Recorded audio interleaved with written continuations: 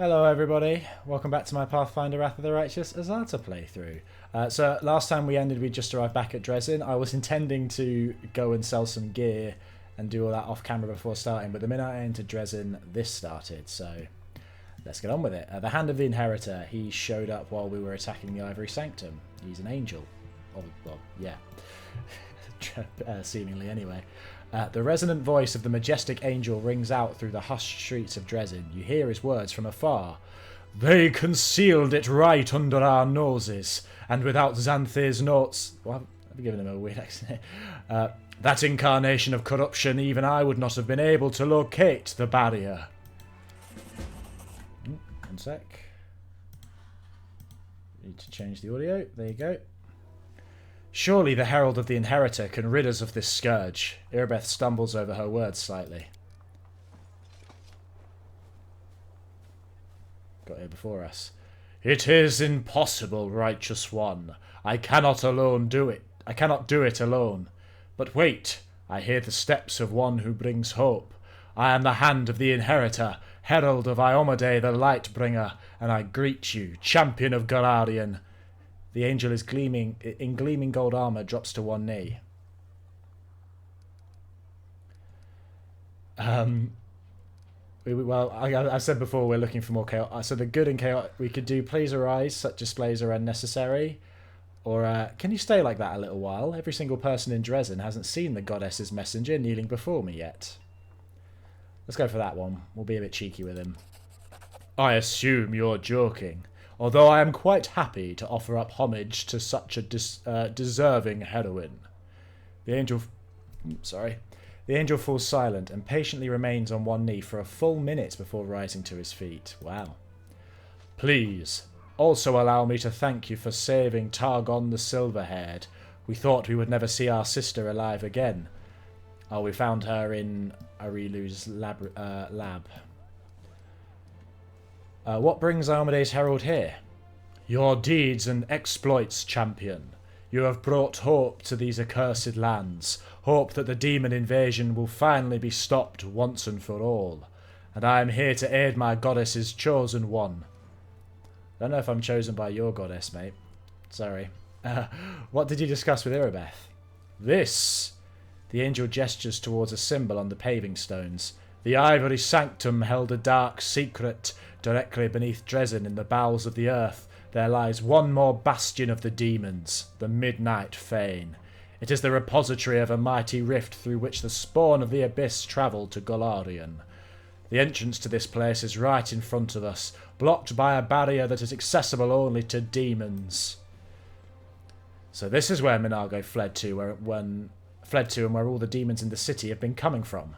They can pass through the barrier freely, but we can't. And it doesn't just stop us. It doesn't just stop us, it injures us too. It is much worse than that. The barrier is imbued with enormous power. An attempt to break through will trigger a magical explosion. I could protect you and the city from it, but even my powers would be insufficient to hold back the chaos and open the way. This is what disturbs me most. We cannot allow the demons to rebuild their armies and plot their next attack right below the sacred heart of the crusade.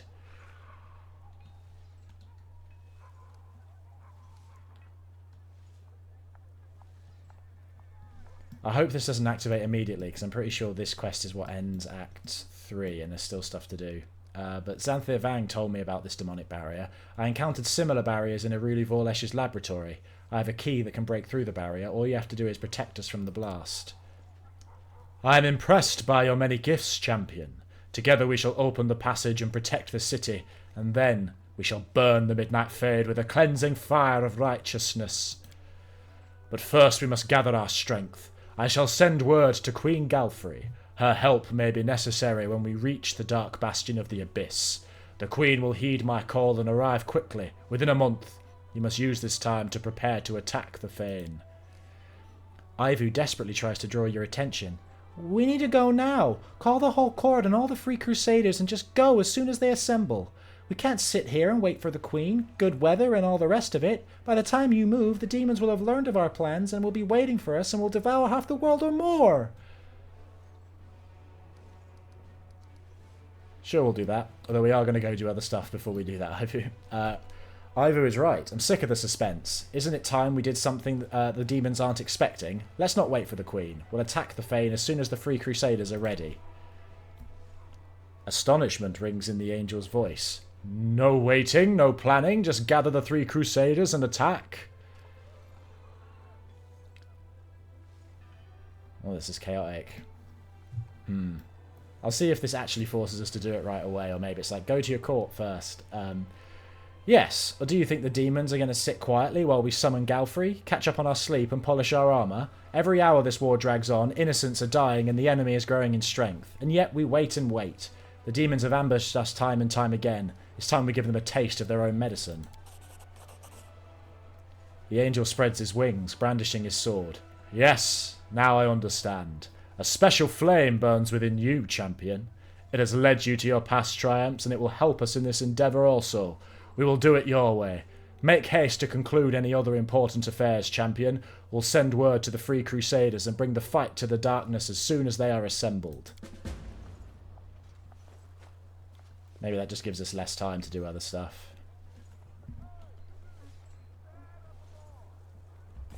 Let's check. On the cusp of the abyss. The messenger has been sent, and all that remains is to wait until the 3 Crusaders, scattered across the world in Drezen. It'll take no more than a week. Okay, so we really have to rush to do a couple things then. Socials painting Irabeth. I'm okay with rushing. I think all we really need to do, we need to go back to Blackwater, find Zadra. Oh yeah, we need to do that as well. I think those are basically the only things we have left to do, so I think we should be able to manage. Hello, storyteller. I found a page that might interest you. Yes, you are right. Another piece of evidence from the past I have forgotten. The storyteller clenches the pages you brought. His voice becomes a bit younger and more energetic. My feet are covered by a crawling carpet of locusts. A few insects got under my clothes, under my shirt, down my back, in my pants. They are crawling all over me, tickling my skin with their little legs. They will not attack until they recognize me as a stranger. Protective spells are guarding me, allowing me to deceive the pestilent denizens of the rasping rifts. I keep very still. I am but an observer, an uninvited guest who prefers to remain unnoticed. I don't hold my breath when the demon lord Discari swings his scythe over Izyagna. I feel nothing when Izyagna definitely avoids the blow and tries to strike Discari in return. I am here by the order of Lady Nocticula. I must observe the fight and then return to Elutionera. The affairs of demon lords do not concern me. Why did Nocticula send you to follow Discari? The storyteller shrugs absently. I don't know, and I don't want to know. My service to the Lady in Shadow is almost over. It's the 17th year of my life in the Abyss, and I'm already counting days to the end of my term. Who is Izyagna? She is a rising demon lord, servant of Lamashtu. She simultaneously inhabits 7 mighty ant-like bodies. Izyaga and Discari are always sniping at each other. They dare not enter into open war, fearing Lamashtu's wrath. The storyteller chuckles. The current fight is just a small quarrel, 1 in a million. Izyagna came to the rasping rifts with only 3 of her 7 bodies. I'm sure it will be easy for Discari to destroy the intruder. Where is your friend Kinney now? The storyteller's lips part in a smile. Here, with me, of course. The stubborn lad refused to stay in Elutionera and volunteered to accompany me to the rasping rifts. He said he wouldn't miss such an exciting adventure for the world. His youthful zeal and desire to live life to the fullest seemed to make me younger too. Please continue. Rift Carver, Discari's scythe, swings up again. With a whistle through the air, it lodges in the ant-like head of one of Izyagna's bodies. Greenish slime splatters, the poisonous drops falling on my face. I keep very still. With a last convulsive movement, the ant-like body winces, tearing the scythe from Discari's hands and jumping back, only to drop to its side and lie still. This loss will hardly worry Izyagna. To kill her, one must destroy her heart, which is hidden deep under Yanaron, a city in Lamashtu's realm. Disarmed, Discari turns to Izyagna's second body that is attacking him. I slowly turn to Kinney, who is sitting next to me. My young friend is usually easily impressed by such mighty opponents fighting, but the seat next to me is empty. Kinney is gone. The storyteller shivers and starts speaking faster. Forgetting about the danger, I look around for my friend. The swarm of locusts at my feet buzzes, displeased, but the need for secrecy no longer seems so important. Where is Kinney? After a moment I see him, and a treacherous shiver runs down my spine. My friend is standing over Izyagna's fallen body and reaches for Discari's scythe sticking out of it. What's so special about Discari's scythe? Riftcarver has power over the material planes. Discari made this scythe with his own hands from his mother's skeleton. It can cut rifts in the planes themselves. The Demon Lord used it to make the Rasping Rifts, his own abyssal realm in the plane of the abyss. Please continue.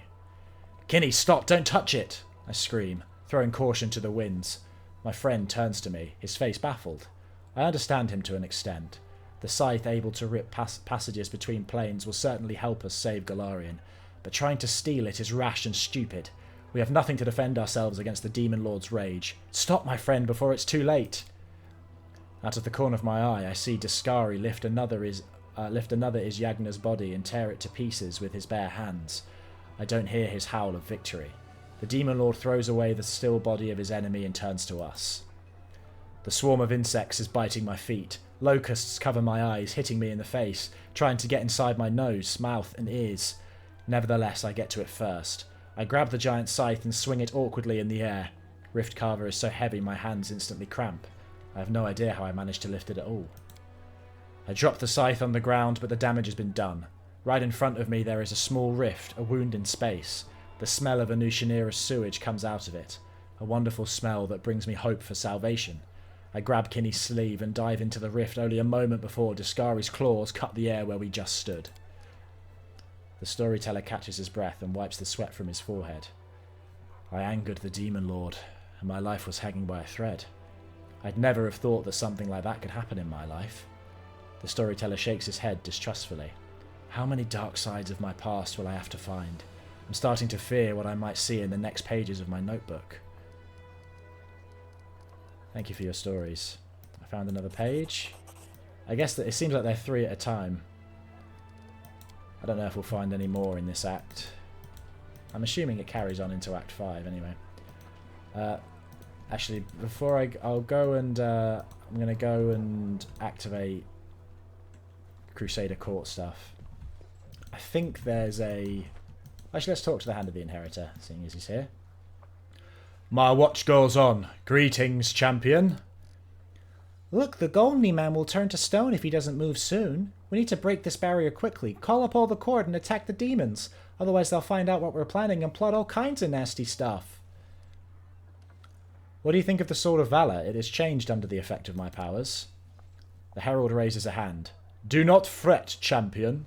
The great relic will given to the world by my lady Iomade will continue to serve you just as it has served all people before now. The Sword of Valor has not lost its protective properties. It has merely changed its design. Some might call it blasphemous, but not I. For the power that changed the banner's design was given to you by Iomade herself. It seems that I caused the Sword of Valor to change. Blood from the wound on my chest fell onto the banner and... That means this mysterious wound is a mark of valor, given to you by my mistress, setting you apart from all the rest, champion. Are you sure this wound is a gift from Iomade? I don't think so. I think it's from Arilu Vorlesh. I spoke about that last time.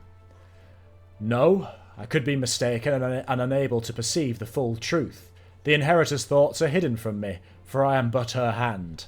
I do not test her will with my doubts, nor crave answers to my questions. I simply trust and serve. But I know that if your body had been harmed by malevolent fiends, my goddess would have extended her mercy to you and healed you. Well, why did the goddess bestow this wound on me? Because this world of yours, champion, is bleeding, and my lady's chosen one carries a crimson mark as a sign of the great suffering borne by mortal kind. The scarlet drops on your breast. They are the blood of all the martyrs and all the innocents. That's how I see it. Can you heal me? Defy my lady's will? It pains me, but I must refuse you, champion. If you are suffering from this affliction, it must be part of the Inheritor's design. The pain serves to remind you of the path you must take. I have heard you. Do not allow doubt and fear to enter your heart. My lady will not abandon us. Tell me about yourself and your goddess. I will gladly answer any questions. What's it like being the herald of a deity? It is a great honour and a great responsibility. The herald is not always the strongest among a deity's servants, but the herald is always one who embodies the key principles of their faith. This means I am bound to uphold the highest values of Iomedae: righteous valour, justice, and honour. This is a tall order even for an angel, but I cannot falter in my duty even slightly. Therein lies my service to the goddess and the thousands of her faithful followers. What does a herald usually do? I serve as the hand and voice of the goddess, carrying out her will and delivering her message. When her radiance has no task for me, I am occupied by the same duties as other warriors of heaven. I keep unfailing watch over the goddess's domain. I escort the souls of the faithful to Phasmara's court, and then on to their waiting afterlife. I also watch over the goddess's chosen, and when the opportunity arises, I descend into hell to engage in honest combat with the devils. It allows me to study their tactics. What is Iomedae like? The herald chuckles softly. No doubt you are hoping to hear a tale of her untold divine might and the awe she elicits in those around her. Yes, it is true of the Inheritor, but it is also true that she seemed much closer and understandable to you than to others, such as myself, for example. Iomedae was born an ordinary person in the cursed lands of Cheliax, and travelled a long road before she became the righteous queen of heaven. But she has never forgotten who she was before. I am older than my lady goddess, much older, and still I bow down before her foresight and wisdom. We immortals, who spend much of our time in the outer planes, can sometimes struggle to comprehend the pain, fear, and joy that mortals feel. But not Iomedae. She is as human as she is divine. Why is Heaven's host not aiding the Crusaders? You could have destroyed the world wound long ago. You cannot imagine how your question fills me with sorrow. My greatest desire since the day the world wound opened was to come here at the head of a light-bringing army and drive out the legions of darkness, to harry them until they were cowering in the farthest corners of the abyss. But alas, we, the first servants of the gods, are greatly restricted in what we can do. The Crusades are the mortals' battle for their own world. If I bring angelic forces here, it will become a war between heaven and the abyss. Waves of power, magic incinerating everything within sight, armies of celestials and demons fighting in every corner of this world. The consequences would be horrific. Remember, everything you have seen up to now has been the work of only 2 demon lords, Discari and Baphomet. But in the abyss there are dozens of creatures with similar power. They are disunited and despise one another almost as much as they despise all that is light and righteous. But be sure that they will not miss a chance to sink their teeth into heaven's throat. If all the demon lords marched into Golarion, it would be the stuff of nightmares, and I cannot allow it to become a reality. So it's somewhat political, really. It's not that they can't, it's that there would be consequences to it. If you can't interfere in the course of the crusade, why are you helping me?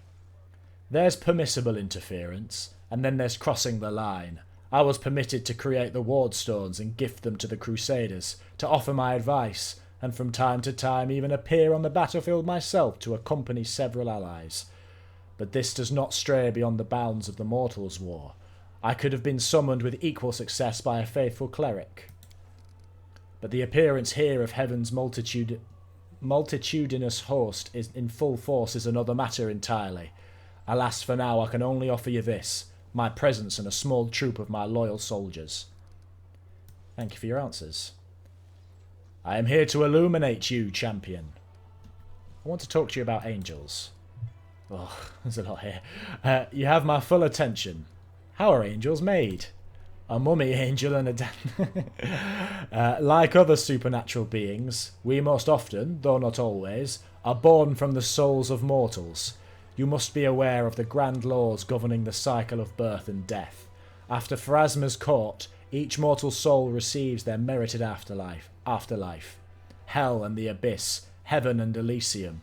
Each soul goes to the plane that called to them in life. We're Elysium, very much so. So I think, yeah, hell is lawful evil, the abyss is chaotic evil, heaven is lawful good, and Elysium is chaotic good. But when they arrive at their destination, a different fate awaits each soul. Where evil reigns supreme, souls typically become commodities or prey, and a scant few are reborn as wicked fiends. In the plains of good, souls are destined for peaceful rest, or great deeds in a new guise. Such is the lot of angels. We are born from the souls of noble mortals, one soul or several, it can vary. Sometimes the gods can also create angels out of the essence of their plane, but this essence also contains fragments of good souls. What is the difference between angels and mortals? That is a question for sages and philosophers to debate. I am just a simple warrior. The hand of the Inheritor's voice sounds cheerful, but it becomes increasingly solemn as he continues. Although many supernatural beings are born from the souls of mortals, we are not mortals. We are cut from the cloth of the plane from which we originate. We are an idea made flesh. Many things mortals care deeply about mean nothing to us, such as time, for instance, or gender. Only a few of my kind see themselves as male or female. For the majority of angels, these words are meaningless. We can communicate with any creature without learning their language. We do not freeze in even the most terrible frost. We are different. But we will never look down on mortals because of that. And we will never, ever stop praying for you or protecting you. A dying angel appeared before me in the dungeons beneath Canabris. He had left his flaming sword in the rubble there. The hand of the Inheritor hangs his head. I can guess who it was. Lariel, my long-lost comrade and friend. He disappeared without a trace back in those dark days when the world wound opened its jaws for a second time and swallowed up new lands. I mourn him as bitterly today as I did back then, but I also rejoice that he was able to call to us, to you, across the expanse of time. We lose old allies and gain new ones, and we will not surrender, no matter how great the losses, no matter how deadly the enemy. Tell me about the angel Targona, the one I rescued from Aurelia's laboratory. Targona, my brave sister in arms, has returned to the halls of heaven now. Her imprisonment was a heavy burden for her. The corrupted wing that the witch Aurelia rewarded her with is poisoning Tarragon's days with fear and worry. But she is being cared for by the finest healers in heaven. I have faith and hope that we will be able to help her. In Canabris, I touched the wardstone and I saw angels trapped inside. The Herald of Iomedae gives a sigh beneath his helmet. It was a heavy decision for all of us. My mistress sent out a call to take a stand against the demons, and many angels of heaven answered it. We chose the noblest and bravest from among those who volunteered to sacrifice their freedom for the sake of Golarion, and we locked their souls inside the wardstone. They were fated to stand guard there, inside the cold depths of the stone, pitting their unbending will against the creeping demonic corruption. But alas, the goddess and I failed to account for the weakness that lurks even in the best of us. Time has not been kind to my brothers and sisters. Despair has taken root in their souls, forcing them to act against their goddess and their calling. Thank you for finding a way to preserve the wardstone, despite the fact that many of my brothers and sisters inside abandoned their vigil. I do not condemn them. I do not know if I could have withstood the demonic corruption if I had been in their place. The Herald shakes his head despondently. Thank you, I found out everything I wanted to know. It has been a pleasure speaking with you, champion. Can you tell me anything about my power? I'm afraid not. Even I am not privy to all the workings of my radiant mistress. I believe that she has chosen you, and I know that she watches over her chosen ones most attentively. She does not lead mortals by the hand, but allows them to prove themselves, to prove that they are worthy of her divine mercy. I am amazed by the form the divine gift has taken within you, but I am often surprised by mortals. What matters most is that you are leading the crusaders to victory and ridding Golarion of the world wound once and for all. While Iomedae was still mortal, she underwent the test of the Starstones and gained her godhood. It may well be that you are experiencing a similar trial, at the end of which you will gain true righteousness and power. I have to go, farewell. May Iomedae's light be with you. I hope that we can interact with Desna at some point in the story.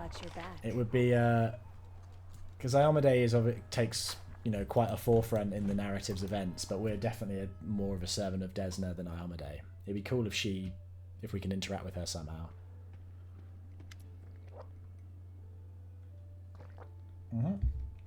Yeah, Richelieu wanted to talk. There is an unusual spring in the succubus's step today, and she has a mysterious smile on her lips that you can't recall seeing before. Oh, Desna, something truly miraculous happened to me. If only you knew. You're beaming with delight.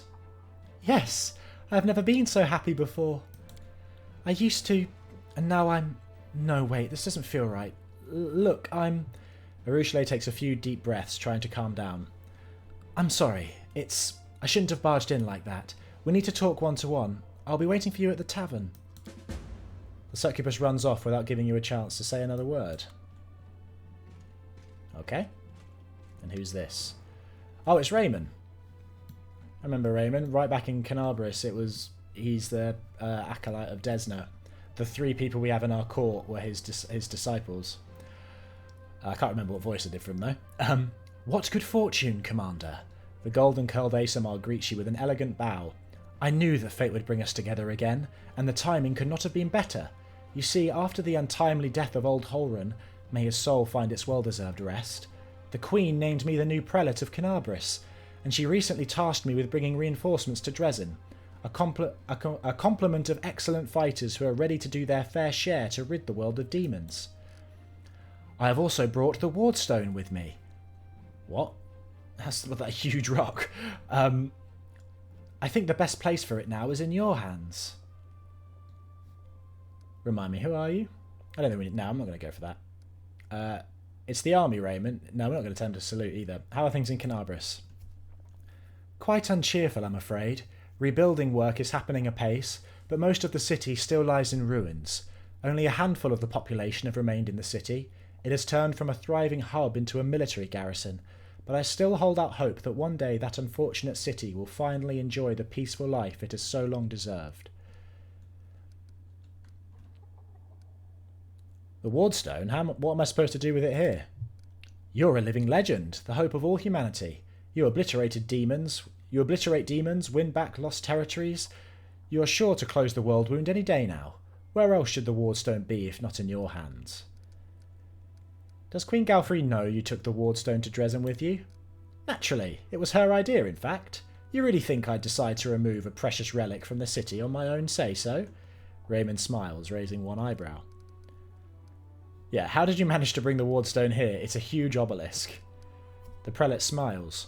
What miracles the gods do work for those who are true to them. Queen Galfrey, may her reign continue for centuries hence, shared with us a prayer that Iomedae's Herald himself used when building the barrier.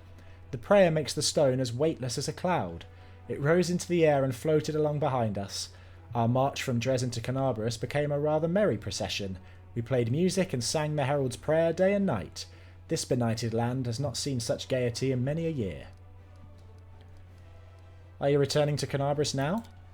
Not a chance. Canabris is insufferably dull these days. But you're the prelate there, you have a job.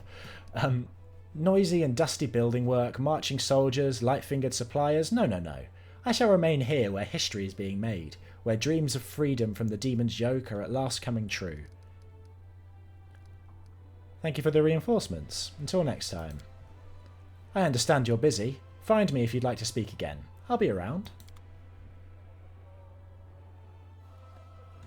Okay, before anything else, I would like to do the finish, because the last part of the quest with Fawn and Kalessa involved us either exposing or suppressing the letters that she gave us. I would like to expose them.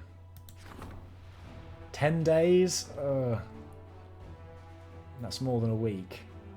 Well, I guess what we can do, I imagine that the week time limit won't elapse until we actually enter Drezen, so we can sort it that we're away from Drezen when that quest finishes. Okay, we're going to cancel the Royal Parade. And we'll, yeah. The elf Kalessa's last wish was that our friends in Kyonin learned of her story. The commander is the only one who can recount its every detail. We'll get 50 marksmen. And that will finish that quest.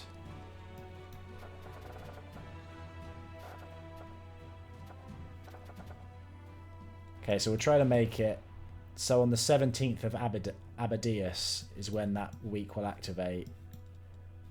So we'll organise things that we are away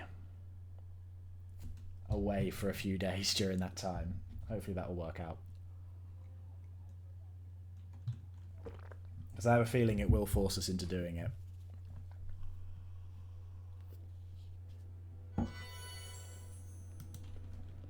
You alright, early sunset? Anything to say? No, I have to go. No one has anything to say? I know I need to rest, but I'll do it at my court. There's some stuff I want to do around Drezen first. Let's go straight to the Half Measures Tavern.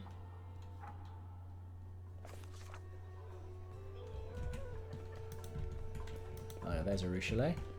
You got anything more to say to us? No? A Ruchelet. You have never seen a Ruchelet looking so happy and inspired. She gives you a wide smile. There you are. I can't wait to share my joy with you. What did you want to tell me? Remember how I told you about Desna leading me onto the path of redemption? I was trying to mock her by corrupting the dreams of mortals, and the great dreamer couldn't tolerate that. She ruined my game and made me spend what seemed like a whole eternity in her realm. I had a lot of time to reflect on my past misdeeds, and when the goddess saw that I had repented, she decided to let me go. I still vividly remember her parting words. And what do you dream about? This riddle weighed on my mind for many years. Demons do not dream when they sleep. We don't have dreams at all. We have desires, and we act on those desires no matter the cost. How was I supposed to find something to dream about? I've been observing the mortals, trying to understand how it all works, and finally... She takes a deep breath and yells joyfully at the top of her lungs, startling every visitor and earning puzzled looks. I had my very own dream! So many years of hard work, I almost gave up at one point, but here it is, a dream, a real dream of my very own. I want to show it to you. You don't mind, do you? Arushale offers you her hand. Come, I'll take you to my dream. I can't wait for you to see it. Imagine if she's been like, I have no need of you now, you should leave. Give Arushale your hand. Take me to your dream. The succubus reaches for your hand with her burning fingers, and the world around you fades as you are carried somewhere far away.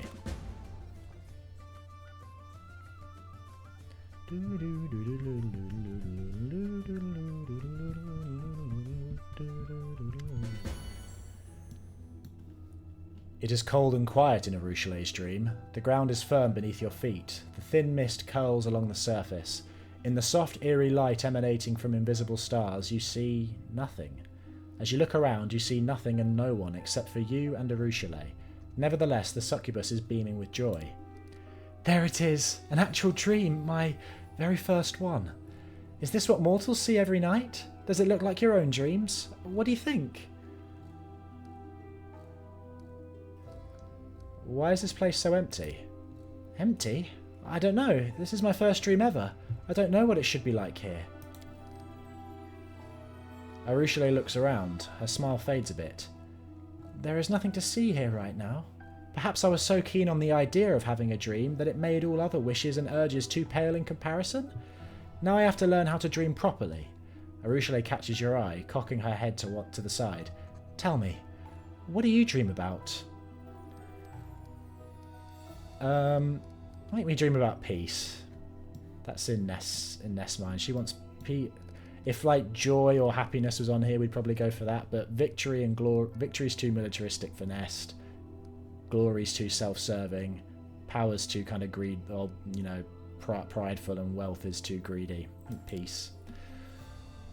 What a beautiful dream. When the war is over, we'll be able to...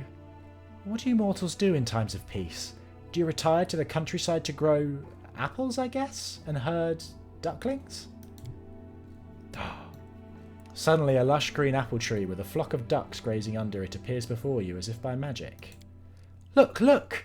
Arushale laughs and claps her hands. Now I have a dream as well, and it's not just something I made up. It's so wonderful sharing a dream with you. Do you like your newfound dreams? They are the most beautiful thing in the world. This world is mine and mine only. It's a bit empty right now, but I'm learning fast. Do you mind me taking a quick look around your dream? Of course. Feel free to do whatever you like. That's why I brought you here, after all. The ducks are quacking blithely as they graze on a lawn under an apple tree. Wonder if more. It looks like there's space for more to appear. And have a very full dream eventually, Arushale. I'm proud of you. Careful now. Is that all there is to see? I guess so. Let's go back to the material plane. Let's go. Arushale touches your hand and the dream world begins to fade away. Borrowed dreams. Ask the people of Drezen about their dreams. This is why I like to wait to do the Ivory Sanctum. Because, I mean, even a month isn't that long in in-game time. But I forgot that with the Azata you have the option to speed it up. You open your eyes. It seems that no time passed in the real world while you were in Arushale's dream. So, that was my dream. I'm happy I was able to show it to you. Arushale looks at you shyly. It's kind of empty right now, but I know how to remedy that. I need to keep learning from mortals, following in their footsteps, until I figure out how to forge my own path. Naturally, I wouldn't even think about breaking into someone else's dream, as the goddess surely wouldn't forgive that. Perhaps I should ask the people of the city? What if they won't talk to me at all? The succubus seems lost in her thoughts for a moment, then she smiles at you again. Is there a chance you could help me once more? Ask the city's people what they dream about. They are more likely to open up to you than to me. I will just follow you silently. They won't even notice me listening in. Sure. I'll be watching you. Are there specific people that we can talk to, or is it just to anyone? Oh, here's someone. Greetings, Nest. Fee, the tavern keeper. I have a question for you, one that might seem strange, but as the commander, I need to know your answer. What do you dream of? Fee doesn't seem at all surprised by the question. Well-being, prosperity, and dwarven whiskey. I once had a taste of the stuff and they distill under the mountains. Since then, I've dreamed of getting a still like the ones they use. But they're secretive and don't share their inventions. They're pity. I have to go, so long.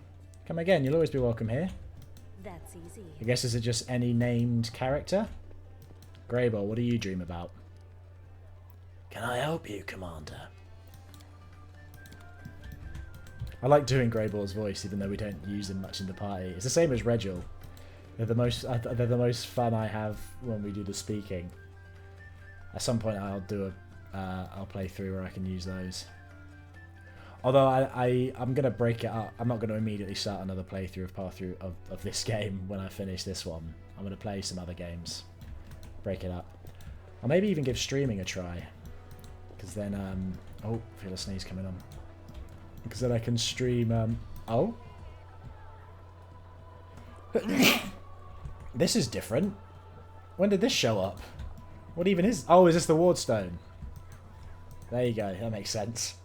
That's where they put it then. One-Eyed Devil, what do you dream about? Oh. Sorry, hold on. Just had a delivery. Anyway, oh, I have no idea what voice it is. I think it was, I could probably guess. A fine day to you, Commander. Welcome to the One-Eyed Devil's trading house. Wares are your choice and a whole lot more, you name it. I have a question for you, one that might seem strange, but as the Commander, I need to know your answer. What do you dream of? When I get rich, I'll retire. I'll go to Taldor and buy a villa by the sea and from some broke noble. Maybe even buy their title. I'll surround myself with such luxuries that even ancient Taldan empires will envy me from the afterlife. Oh, sorry. Short of breath for a second. I'll have a pipe organ in my dining room and have it played while I dine. Ah, the harps and the bells. Out of the corner of your eye, you notice movement, but nothing else. Arushale has disguised herself very well to overhear the dreams of the townspeople and remain unnoticed. Show me your wares. Show me your wares. Let's offload a bunch of stuff while I'm here. Like all these weapons.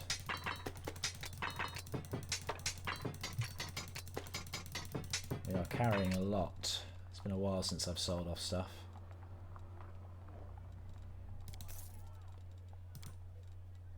Price in descending order again. 5 chain certs, 5 bucklers.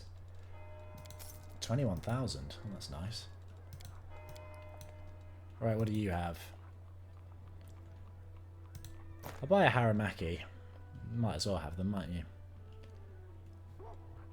Yeah, it has no spell. I think it's the only armour that has no spell failure chance. Infiltrator's armour.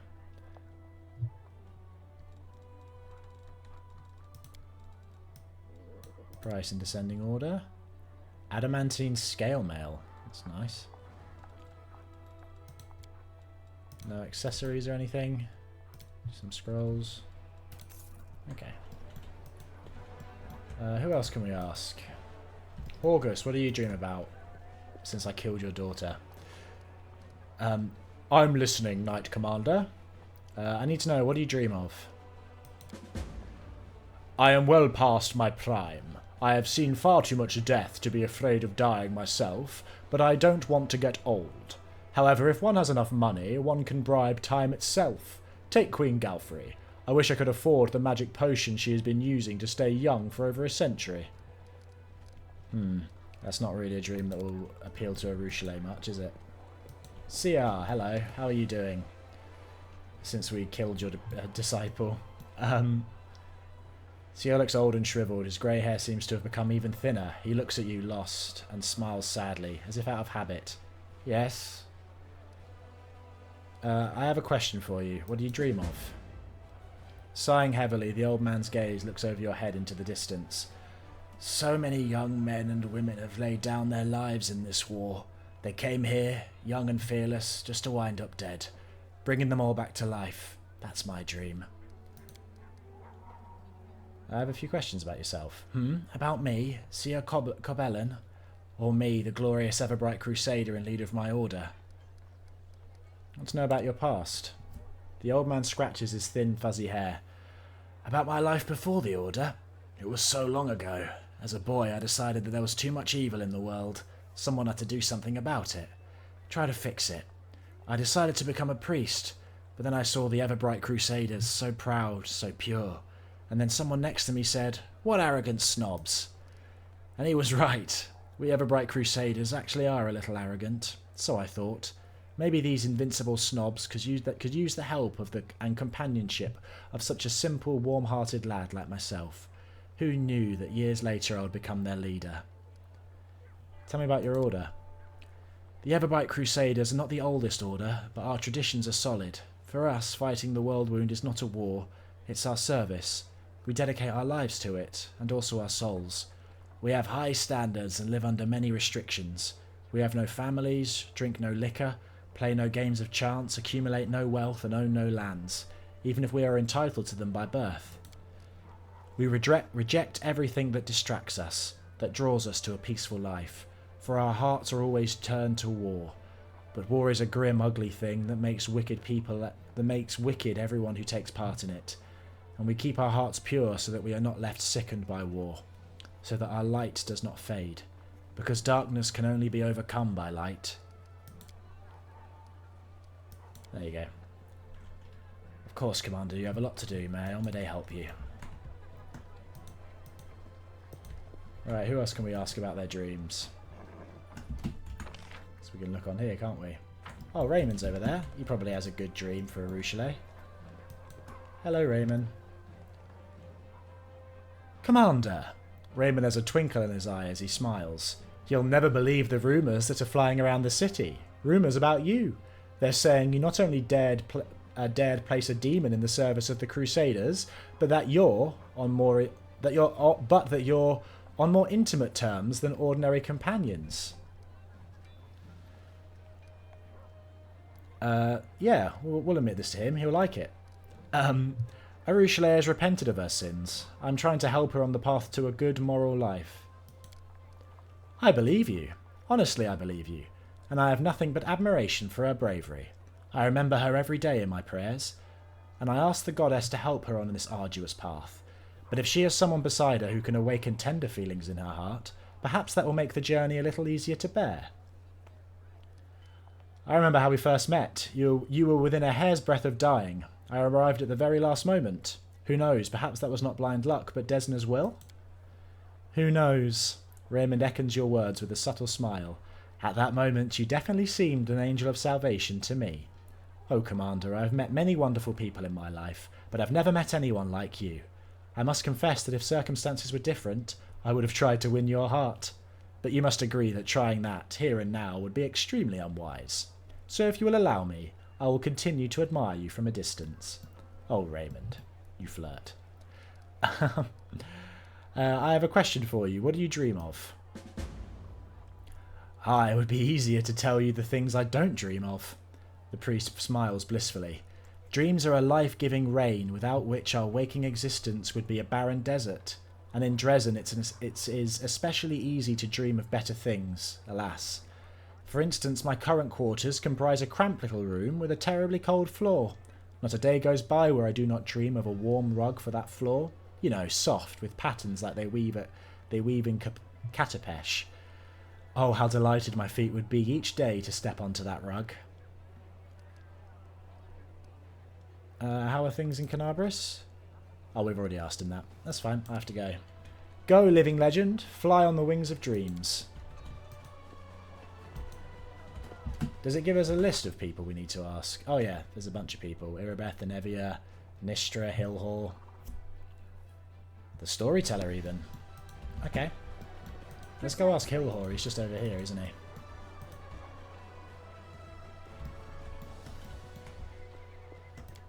In. I think we're still short one of the puzzle. Some of the puzzle pieces, aren't we? I'm a little concerned about where we get them from. Because I feel like I've basically covered everywhere we could go. It's good to see you. What can I do for you? Would you like to renew your forces with excellent fighters? I have a question for you. One that might seem strange, but what do you dream of? I'd give everything to see my lovely little girl Lowry again one last time.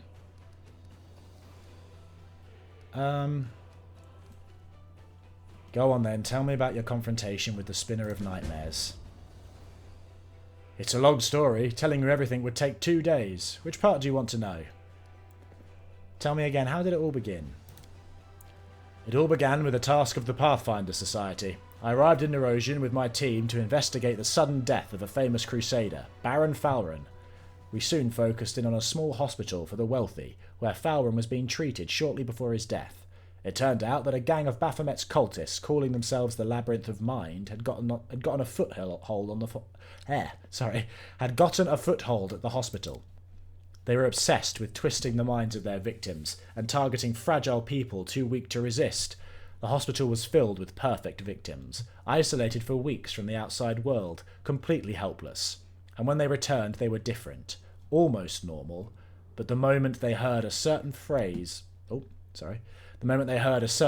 something dark awoke in their mind, and they transformed into servants of Baphomet, ready to lie, betray, and even kill. The Labyrinth of Mind was prepared to infiltrate all the elite circles in Mendev, but Baron Falren stopped them. He was too loyal to his oath, and too resistant to their spells. He fought for his freedom until the strain broke his heart. We opened and cleaned the city of Baphomet's pit of vipers. Their den was a cradle of sin and filth. They cast spells on each other, and their loathsome fantasies stepped real from their minds into the world. They dreamt of horrible and forbidden things, and they fought like mad. We burned the place to the ground and slaughtered everyone we could, but the leaders of the cult were able to flee, and they were set upon revenge. They abducted my daughter Lowry, who served under my command in the Pathfinder Society. They left me a note full of tart insults, mockery, and sneers. From that time I learned the name of my enemy, the Spinner of Nightmares. A few months later I confirmed that she was the leader of the Labyrinth of Mind. My hunt had begun. I would get Lowry back at any costs. Hillhall grits his teeth with bulldog determination.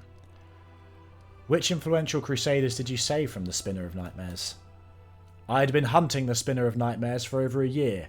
My agents, by that time I'd created a proper network, reported to me that she'd returned to Nerosian. I immediately suspected that she was planning a great atrocity. By that time I'd learnt all too well that the Spinner was master of illusions and charms. That's why I never left the house without this. Hillhall takes a monocle from his pocket and puts it on carefully. This is the Eye of Truth. It allows me to see through illusions. My friend got it from the priests of Nethys. However, neither this monocle nor my network of agents were adequate to prevent the attacks, and we were nearly too late. The Spinner of Nightmares decided to strike at the Cruciform Cathedral. They had gathered to celebrate the victory of the First Crusade. It was a great holiday, and there was a lavish ceremony at the cathedral. An influential priest, Anthoclitus, was in charge of the festivities. They were intending to crown him with a tiara, a symbol of his high status. But the sacred tiara had been replaced. The spinner had obtained an... oh my god, so many weird words. Incatilis, a sentient and rather ominous cephalopod from the other end of the world. She'd raised it from an elver. Don't even know what that is. And trained it carefully. And she cast an illusion on it so that everyone would see it as a tiara. The moment its shell was placed on Anticulus's head, the cephalopod would release its tentacles and penetrate the priest's skull. Its poison would seep into his brain, and it would seize control over Anthocticulus's dead body. Fortunately, we were able to stop this madness in time. I spotted the Spinner of Nightmares in the crowd, chased her down, and we ended up crossing swords on the roof of the cathedral. I nearly defeated her, but she fled upon a giant stallion, which was able to run across the air as if it were on the ground. I was so close to catching her. She'd suffered a setback, but I let her escape. Hilhor's bitter and angry smile shows he hasn't made peace with his failure. We're in deep now, let's carry on. Tell me how you almost caught the Spinner of Nightmares. Hilhor's gaze grows heavy. It was 6 months ago. We got a lead where to look for her, a lowly inn along the road. We arrived disguised as travellers. I never took off the Eye of Truth for a moment. Hilhor carefully takes out and wipes his magic monocle.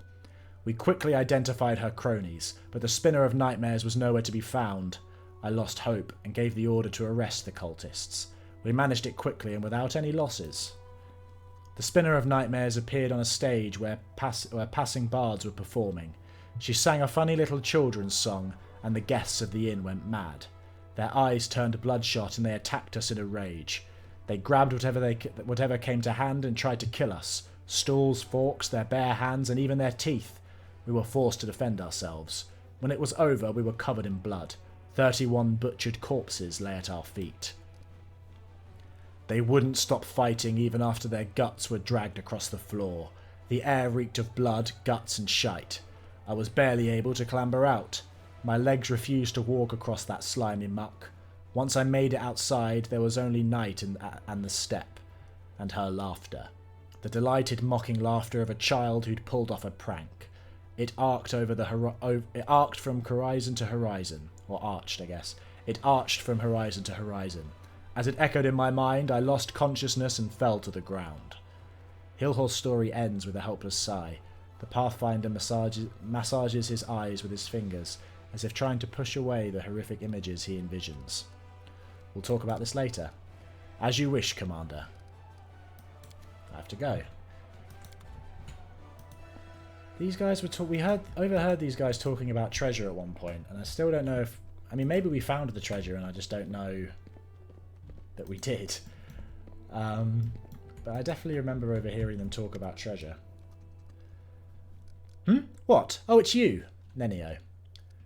Check out this mask I found. There's writing on the inside. Nenio snatches the mask from your hands and examines it from every angle. It looks like an average mask. Smells like mould. Tastes like... Yuck, disgusting. The eye holes are... She puts the mask on and looks at you through it. Utterly unremarkable. And yet I sense some hidden magic in this mask. I bet my encyclopedia that it must be the answer to one of the riddles of those statues in the Nameless Ruins. The writing on the inside looks very much like one of the answers. With a sigh, she hands the mask back to you.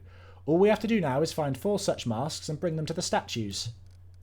You won't forget to take me with you when you head to solve the statues' riddles, will you? Better write it down somewhere. Nenio is extremely interested in visiting the Nameless Ruins after you find all 4 masks.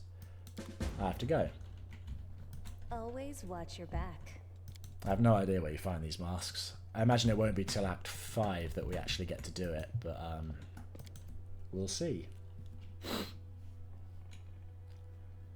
Right, dream hunting. Let's get back to it.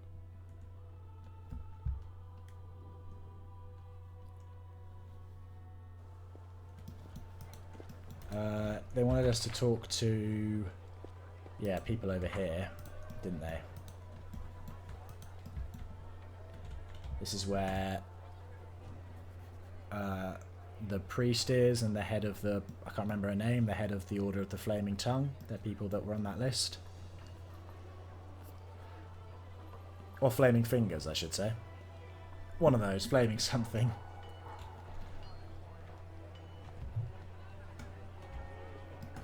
Is it Neth? Is Nethys? Yeah, Nistra. There you go. That was the name. I knew it was N something. Hail. Is there any word on Myanmar? How is her treatment going? As far as I know, it's not going well. She's still muttering nonsense, even if she doesn't even remember her own name. She and I were never friends, Commander, but I admired her sharp intellect and her thirst for knowledge. It is sad to think that the same curiosity led to her downfall. What do you dream of? I have no time for dreaming, Commander. There's a war on. But I suppose... The woman pensively taps her chin. There are several experiments I've always wanted to conduct on plants from the First World. I have heard that they possess unusual properties, but obtaining such plants is difficult, as you can imagine. I have to go. I'm always at your service, Commander. Everyone is. Arizona. How can I help you? Is there any news about the poor folk whose souls were stolen? No, but believe me, I'm not going to leave this alone. This is a serious crime, one that happened right under my nose. I consider it a personal insult and I'm willing to help Ellen and everyone involved. Every day I spend some time trying to find the stolen souls with prayers and divine magic. My search has brought no results yet, but as soon as it does, I will let you know. And what do you dream of? That is a rather strange question indeed, but if it's an order, I will answer. There is a saying, one can't win a war and keep their gloves white, yes? I do understand that there isn't much time and energy left for landscaping when you're fighting hordes of demons to the death every day, but Adabar knows how I love to see Drezen neat and tidy for just one day. No missing cobbles in the street, everything sparkling clean, flower beds blooming, all the lawns trimmed. Glory and order instead of all this filth. I have to go. She's a gardener. We haven't been in the temple for a while. I'm wondering if there's anything new going on in here. I don't think so, but does not hurt to check. Yep. Okay, we've checked enough. Careful. Let's head back out. Oh. Alright, I just suddenly got the snivels.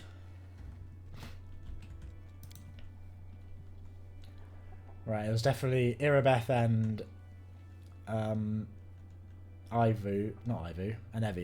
Irabeth and Anevia were both on the list. Was anyone else? Oh, the storyteller. He was also on the list.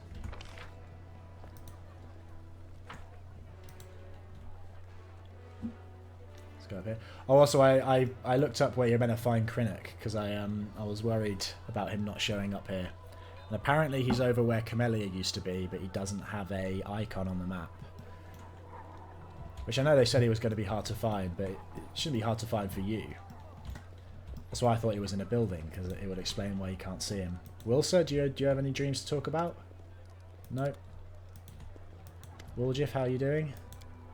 Nothing to talk about? That's fine.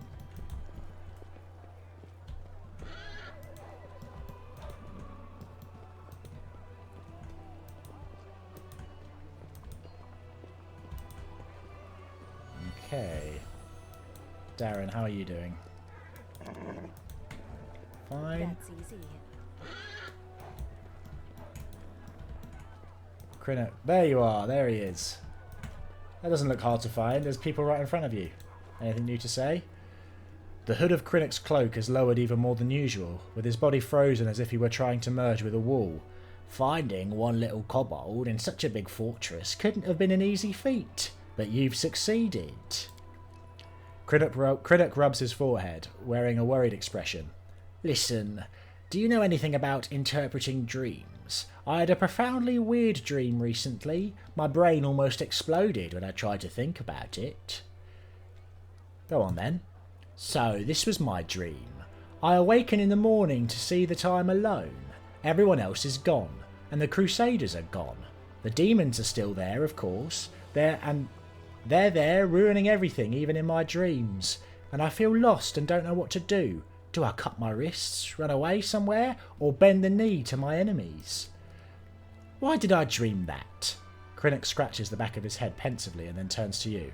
What about you? What would you do in a situation like that? If you were left all alone, if your friends fled or betrayed you, and you had no one to rely on, what's the way out of that situation? That's quite an anonymous dream. I would take my weapons and go to my death. That's lawful. Not going to do that. We'll do the chaotic option, as always. I would continue my war in secret. Sometimes it's easier and more effective to act alone. The kobold looks at you, pleased.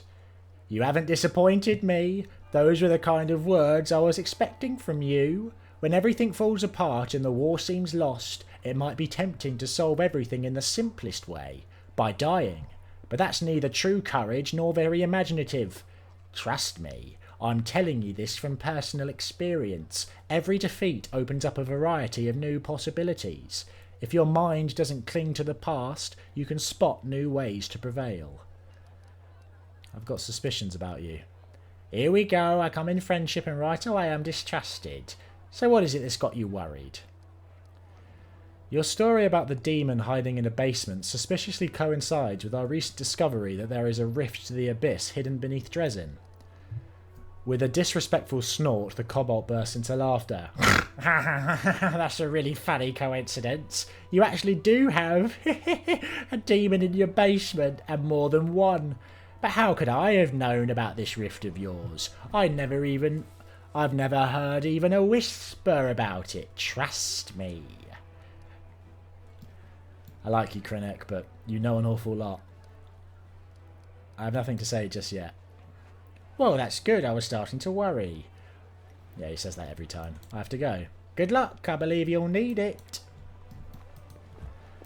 So seeing as everything he says seems to come true, that makes me think that everyone's going to disappear and be left with nothing but demons at some point. Storyteller, there you are. Is there anyone else I'm missing? No, it's just Storyteller, Irabeth, and Inevia. Guess Dorgan Linda has nothing to say. The blind elf whispers something under his breath. Hearing your steps, he turns to you slowly. I have a question for you. What do you dream of? Oh, I haven't been surprised by a strange question for a long time. Especially not when beside you I hear the weightless tread of a succubus who has stepped onto the path of redemption. No wonder she wants to know more about mortals and their dreams. Perhaps my dreams will disappoint you, child, but still I will answer. I have to admit I suffer from insomnia. Every night, as soon as I lie down, the ghosts of those who are remembered and those who are forgotten stand around my bed. The stories I have gathered swarm in my head. My mattress becomes hard like stone and my pillow ice cold.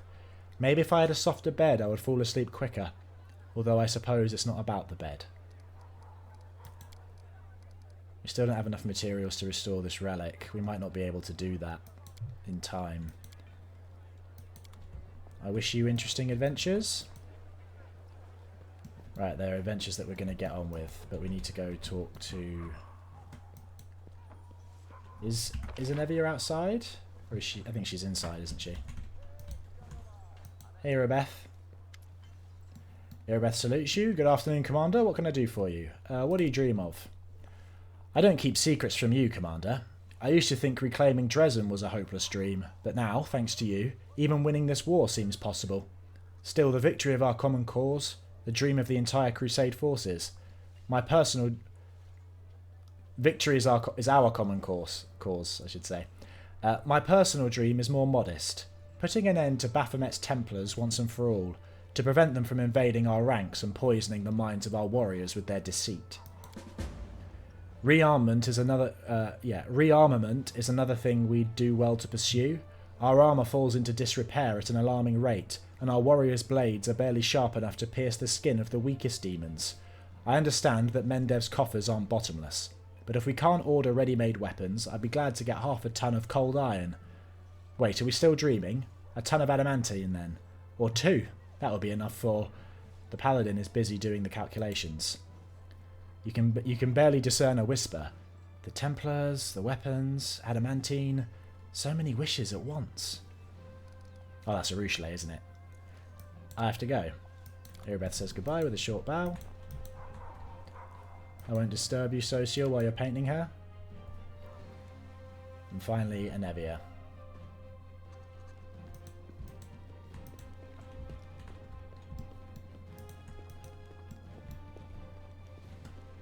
There you are. Look who it is. Hi.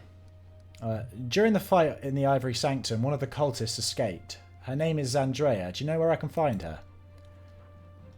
I got no idea and no reports either. Although when you think about it, where would you expect one of Baphomet's cultists to hide? I bet anything she's hiding somewhere right under our noses. Besides, those demon-worshipping creeps just love desecrating holy sites. I'd search for her at a nearby shrine if I were you. Yeah, that lines up with where I suspect she is. And what do you dream of? What else could I desire when I have my Beth? And Evia thinks for a moment, smiling, then looks over your shoulders and gives a cheeky wink. Arushale, quit hiding. You put the commander up to this, didn't you? Feeling shy, are we? Fine, I'll act like I never saw you. So, Commander. War's no place to be thinking about wants. Needs, yes, not desires. But when the war's over, you mean? Then we'll have a chance to think about something other than just surviving. To learn something other than fighting. You know, when I was really little, I would always hang around the kitchen whenever the cook was getting the fresh bread out of the oven. Big steaming loaves that smelled so good. Maybe it's stupid, but I keep thinking, when the war's over, I'm going to build a big stone oven in my house and learn how to bake bread, just like that. I have to go. Alright, watch yourself now. That should be everyone, right? Talk to Arushale about her new dreams. Solve the riddles of the nameless ruins. Yeah. Seek and you shall find. Yeah. Precisely. Right, let's go back to Arushale. Is she going to be still in the bar? Yeah, she's still in the bar.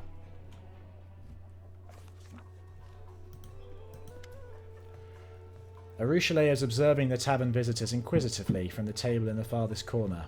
Mortals, I still have so much to learn from them. I asked some of the city's people about their dreams. Is this enough for you? Yes.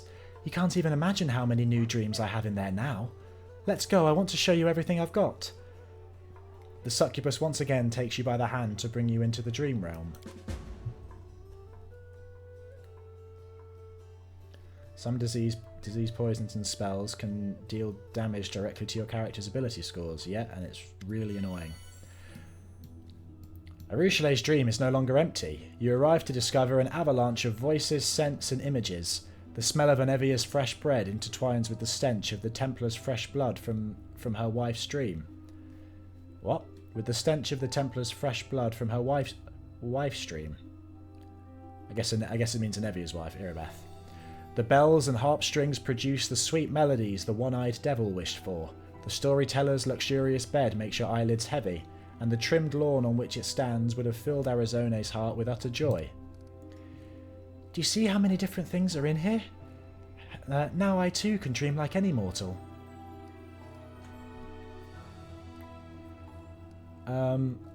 Congratulations, I'm genuinely happy for you. Thank Desna, and thank you for your help.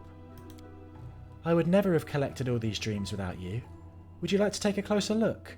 Feel free to explore my dreams and do tell me if they look like things mortals dream about. Maybe you'll give me some hints on how to make them better.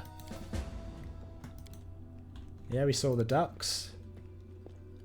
An intangible gust of wind ruffles the mysterious plants of the realm of the Fae. Oh, I guess this is the first world plant. Oh, I've forgotten her name. Nistra was looking for. The pavement is not merely swept clean, it is thoroughly washed with soap. The lawn is trimmed so neatly that not a single blade of grass sticks out. Yeah, clean streets. I'm guessing a comfy bed. This soft bed is tempting you to have a little rest. What is it? Musical instruments look like they are ready to start playing by themselves. Is this a nice carpet? Yeah, exotic woven patterns adorn this soft, fluffy carpet. Oh, Lowry? Daddy, I'm here, I'm alive. You have just sort of copied other people's dreams. Some of these aren't specific to you, are they? The freshly baked bread gives off a breathtakingly savoury smell. I did notice there's a shadow over here. We'll talk to that last. Amber-coloured liquid with a bewildering aroma is dripping steadily from the pipe to the pot still. This magic weapon was enchanted to eradicate demons. Equipped with this, your soldiers would have carved through the enemy ranks like a hot knife through butter. The rejuvenation potion glitters like a tiny sun trapped in a bottle. Oh, that's Horgus's dream. Whoever killed these Templars, they did it cleanly and without unnecessary violence. Who dreamed about that? We are alive. Praise the god. Praise the good gods. Once again, we are alive. Yeah, people coming back to life. This carriage is full of sparkling adamantine ore. That was Irabeth's. Ravenous Greater Shadow.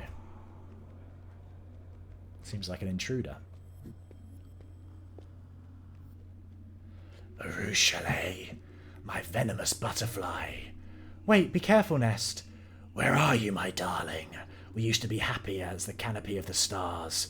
Let me have a taste of your sweetest venom one last time. Is that a bad memory? Slipping in.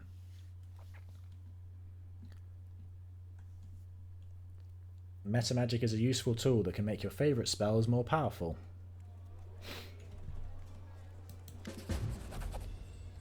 You open your eyes to find Ruchelet looking at you, wide-eyed. The demon is breathing heavily. Droplets of sweat glitter on her pale face. She does not notice right away that she is squeezing your palm with her delicate burning fingers, and when she does, she turns red and jerks her hand back instinctively. I'm sorry. You weren't supposed to see that. I didn't want you to. I didn't even want to see that myself. Who was that?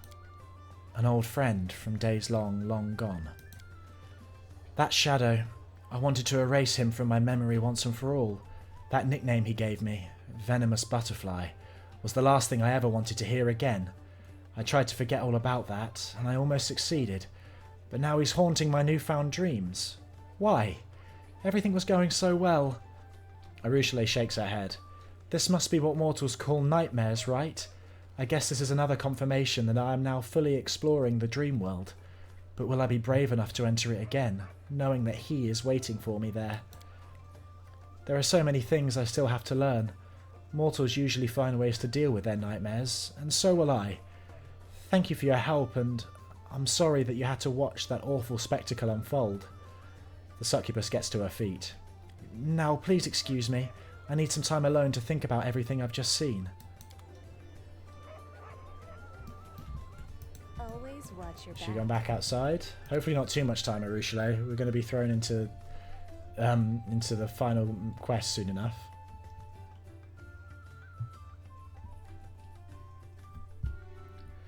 Been doing a lot of Drezen business today, haven't we? Oh, Yaka, hello. Oh yeah, I forgot we'd send you here. It's an honour, Commander. Ruchelet's back over here. I wonder if we can just... Hopefully we can just talk to her right away. I'd like to get through it. Trudging along all the way through Always have Drezen. the upper hand. One step at a time. God, I wish you could just teleport around Drezen. Or something. Just something... I mean, even if it just it should let you fast travel whenever you leave any location even. Like when you leave your citadel you can jump to the tavern. I think when you leave the tavern you should be able to jump to the church. Ruchelet looks at you and smiles sadly without saying a word. I'm sorry that your dream turned into a nightmare. Don't be sorry for me. It's all part of my journey, and it would be very naive to imagine my path to redemption as a sequence of pleasant dreams only. I've already described the countless evil deeds to you. Mortals suffer from nightmares born of their past, and I'm glad that I had a chance to experience them as well. The shadow from your dream. Who was that? Please don't ask. I don't want to be reminded of it. I knew him in the past, and I was hoping that he would never reappear in my life. We both caused each other a lot of pain. Please don't make me relive it all again. Why did the shadow in your dream call you their venomous butterfly? Arushale doesn't look you in the eye. I poisoned him. My lies, my capriciousness, my temptation. No, I can't. Let's talk about something else. I'm sorry, but I don't want to remember who I used to be and what I used to do to others. Okay, I have to go. I'll be watching you. Maybe we should go break up with Lan. Well, we don't need to break up with Lan. We're not officially with Lan, are we? But maybe we need to go make that clear. We might not, because then we might not have time to do the confrontation mission. Chief Soul. What brings you here? How do you feel about reconciling with your mum? Lan scratches his head pensively. It's weird.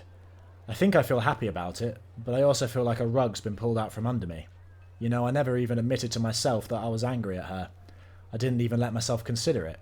I took all my anger out on myself, on the demons, and still, it was like I was carrying around a huge boulder. And now that that weight is gone, I don't know how to live without it. She went back to Nerosian, but she gave me her address. It's strange to think I can write to her, tell her what's on my mind, ask her for advice. I was used to her not being around, to the idea that she was gone forever. And now I have to get used to her being back in my life. Lan smiles. Thank you, Nest, for not letting me off the hook. I was mad. I'd sooner have run into the wound and hugged a demon than gone to see her. But it turned out that you were right. Thank you. And I don't know what the situation is with your parents, but if you get the chance to hug your mum, do it. Oh, that's a... I talked in the very kind of first episode about what I made up for Nest's backstory, and in it her mum's dead. So, sorry. Sorry, Nest, for that. Did you come with me so you could see the surface again? Initially, I blamed the demons for everything my family had been through. I wanted to come up to the surface to seek revenge. But since meeting my mum, so many things have changed for me. I'm on the surface to drive the demons out of Golarion, because there will only be more misery in this world as long as they're here. The past is in the past. I can't change what happened to my family. We just have to live with the consequences. But we can still change the future. Cool. Do you still want revenge on the demons for your family's suffering, or has something changed? You know, I guess something has changed. I really wanted to make the demons pay for everything. For mongrels being cast out, for my mum's tears, for my dad's early death, for the lumps in my porridge. But after I reconciled with Mum, I realised a lot of things. I realised that I just hate feeling helpless. That's it. Whenever I don't know what to do, I start thinking everything is my fault. I thought I hated the demons, but I actually just hated myself. Before this crusade, I'd never even met a demon. And then, when I saw what they turned Wenduag into, what they were doing on the surface, it's like everything suddenly became crystal clear. I realised that demons must be destroyed. Not because they spat in my ancestors' soup way back when, but just because they are the evil that we must defeat if we want to live. I want them to die from my arrows, and I know I'm doing the right thing. Of course, it's a drop in the ocean, but as long as my hands obey me, as long as my eyes can see the target, I still have hope that I can do something important. There's still time for that. I want to talk about our relationship. Lan sighs. An opening like that never bodes well. Sorry, Lan, you don't interest me anymore. Lan's face falls. To be honest, I'm surprised I ever did. Anyway, fine. I'm not in a joking mood right now. How about we just give each other some space for a while? And after that, I promise you'll get your good friend Lan back. The guy with all the wisecracks and zero romantic interest. I just need some time to get my head straight. That's completely fair, Lan. Don't worry, we'll give you space, as we'd never bring you out in our party anyway. I just want the game to completely understand that we're going for the Arushale romance, in case we don't have time to do the event where it makes you pick one or the other. That's easy. Right, let's nip to our court. Rest so we can recharge everything and get our buffs back, and then we're going to go check out that temple. Commander's Court. Oh, I haven't leveled everyone up, have I? Should I do that now? Okay, I'll do it now. Just hold on. Alright. Everyone's leveled up. Sticking with this party for now.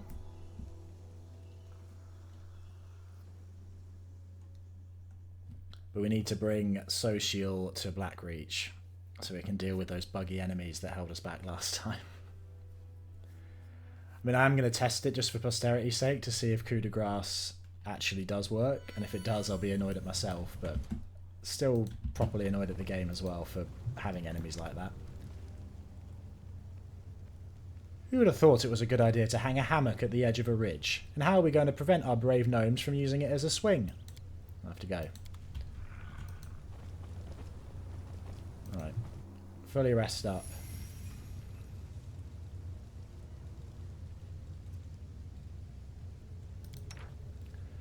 I'm actually not gonna... I want to save these, so I'm actually not gonna make anything. Can you clear it? Yeah, you can clear it. We'll save that for right before we go into a location. So it was the 10th of the month, wasn't it? So we need to be careful of the 17th. I read a book by one great thinker that the further we are from civilization, the less civilized we become, as those stone walls and law scrolls in the expectation to eat at a table laid with a tablecloth are all that stands between us and barbarism.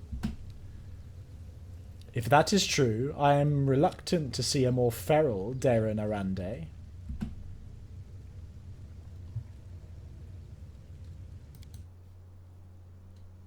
Well, we haven't really heard from Darren that much recently.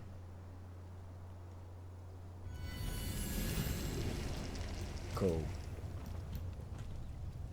Right, let's hit the road. Area exit.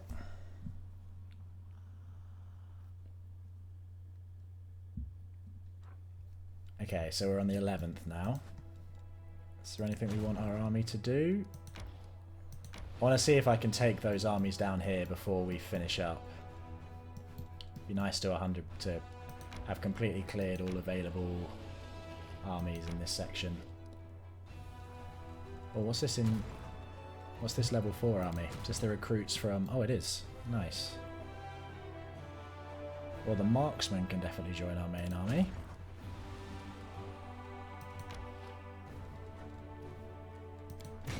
What about these? Is this enough Azatas to make a difference? And angels? I wonder if 11 angels is better than 158 clerics. Nope, our army strength went down. Okay, what about... Yeah, no, it's still going down. What about the sorcerers? No, it's always going down. Or the... Yeah. I just think our numbers are just too good, really, aren't they? Everything makes it decrease. That's fine. I'd rather have just a level 9 army than... Although it would be nice to use the Azatas. I just feel like we don't have enough of them. You can join there. Okay, the main Crusader army. We need you to come down this way. We'll take a couple days. That's okay.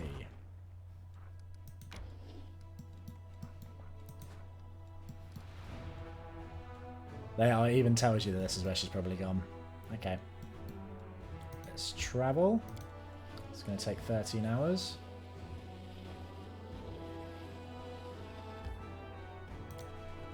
No one needs to rest, do they? No, good.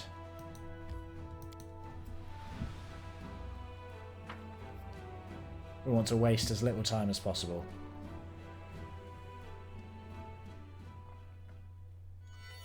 And then just... Oh, there's our guy. Rules are made to be broken.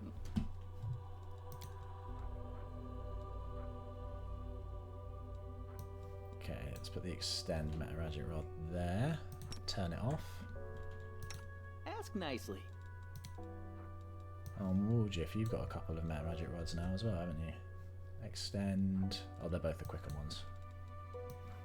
Sorry, I'll have the extend one there.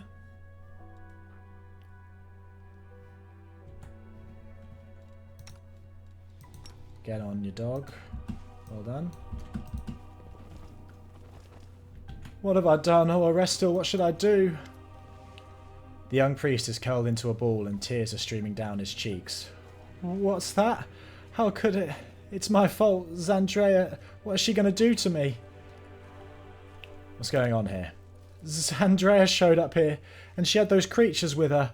There was a peasant lad and they dragged him into the crypt. He screamed and screamed. It was terrible and then it stopped. They killed him. Zandrea said that her sanctum had fallen and the servants of Baphomet would soon be going to the west. She said she is going to take me with her, but I don't want to go. You'll be eaten by rats should you disobey Zandrea, right? And that's a bad thing? As a faithful follower of the god of hunting and animals, surely you should be pleased that you will become prey for such noble predators. You're nasty. Stop scaring this poor boy. If you don't, I'll take your boots and chew them up while you're fast asleep. I never took you for a cannibal, Ivu. These boots are dragon leather. What? No, you're making it up. You're bad and nasty, and you lie about everything. I don't want to chew up your boots. I don't even want to see them. You must have been living in fear for this day for a very long time. Soon you won't have to be afraid anymore. Isn't that good? It will hurt, but you can bear it. Fear is scarier than pain. You'll feel better without it. Yeah, I don't think there's any way we can save him. I think if you're on the angel path, you can save him potentially. But we'll do diplomacy. Yeah, we'll try and convince him that it's for the good, I guess. Find yourself some courage and fight for your temple. Kaido, success. Kaido swallows and gives a jerky nod. His voice is raspy from his sobs, but it is filled with newfound determination. You're right. I can't be afraid anymore. Those filthy, evil, vile creatures need to pay. Let's kill them all. Good man. Oh, okay. I should have buffed. Zandrea promised to take us to a safe place. Baphomet, protect your servants. Should have buffed before I thought they were going to be inside, but that's okay. Okay, do arcane weapon enchantment. I guess just start with some buffs. Do them now. Darren, take use of your quickened prayer, and then turn off quickened, turn on extend, and do an extended bless. Out of my sight. There are quite a few.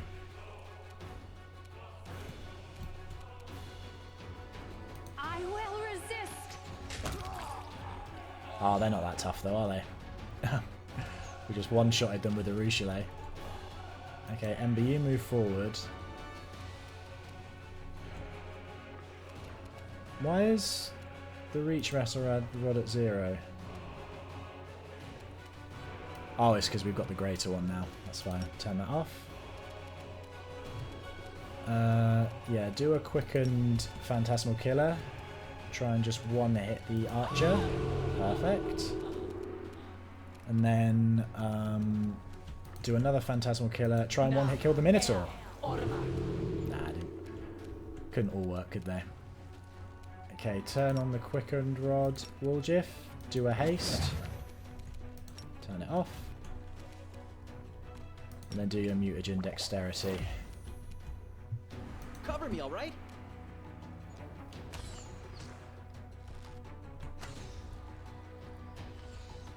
I reckon Ulbrich will be able to one-hit kill with a death from above. Yep. Maybe even, kill 2 of them. Perfect.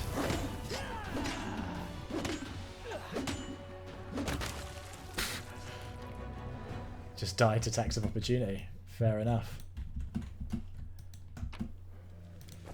Right, let's not make that mistake again. I will now do all the buffs.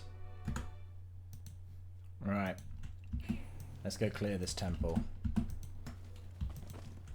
Can we retreat already? We've been raided. The crusaders come for our heads. Did you just do a quickened spell? Very rarely see them do that.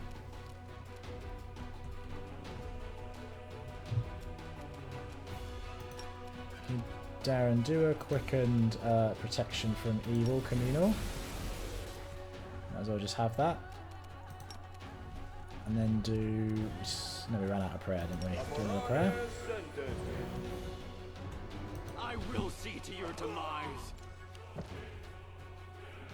Woljif, quickened haste again.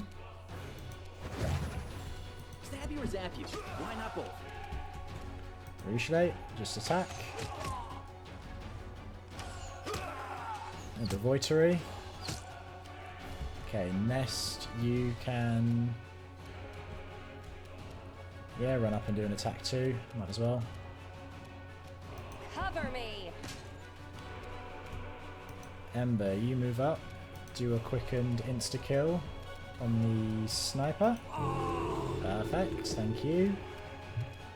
Thank you for having that work out. And then do command halt, I think. Maybe we can stop a bunch of them from moving. Oh. A fireball. Oh, there's more up here. Okay. I think we're a lot stronger than this group though, so I'm not too worried about the numbers. In fact, let's just drop Ulbrig right in the middle of this second group here. Perfect, Ulbrig, thank you. Ivory, you can run up and help out Woljif.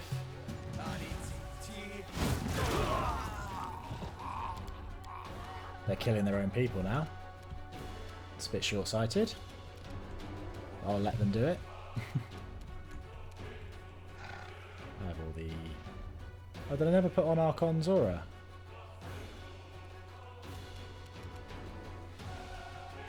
Okay, quicken. Put Archon's aura on yourself. Oh, they've changed the symbol for it. There was an update recently, and I think they introduced some free DLC, which is nice, but I don't think it will work in this playthrough because I was already halfway through when they introduced it. Distract them from me. But it's always nice when you get free DLC. Something I wish games developers would do more.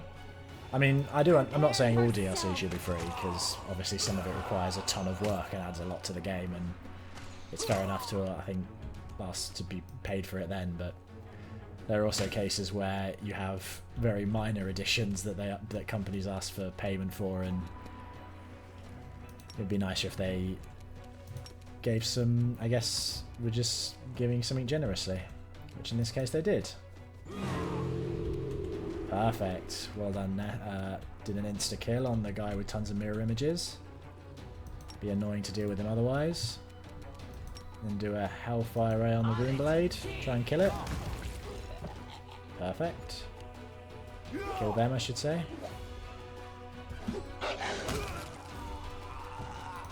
Ulbrig, finish this with a death from above.